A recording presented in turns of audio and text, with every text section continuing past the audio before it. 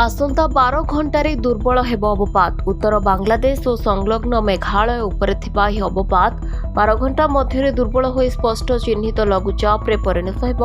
आसंता सप्ताहे पर्यंत राज्य में विशेष वर्षा नहीं बोली पाणीपाग विभाग पूर्वानुमान करिछि।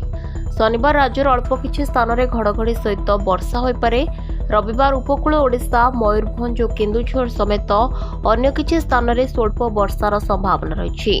सोमवार कोरापुट, मालकानगिरी, रायगड़ा और गजपतिर किछि स्थान में घड़घड़ी सहित हालुका वर्षा हो पारे। 3, 4 और 5 तारिख में मालकानगिरी, कोरापुट समेत दक्षिण ओडिशार अल्प किछि स्थान में वर्षा संभावना नहीं पाणीपाग विभाग आकलन करिछि। तेबे मौसुमी वायु भवानीपाटना और पुरी अतिक्रम करिछि। शुक्रवार बरगढ़ जिले में 35.5 मिलीमीटर वर्षा होइछि। बलांगीर में 26.5 और चांदबाल में 26.8 मिलीमीटर वर्षा रेकर्ड होइछि।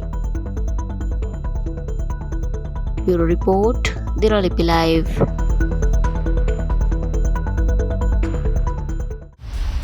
दिनलिपि लाइव को एबे ही लाइक, शेयर, सब्सक्राइब करंतु।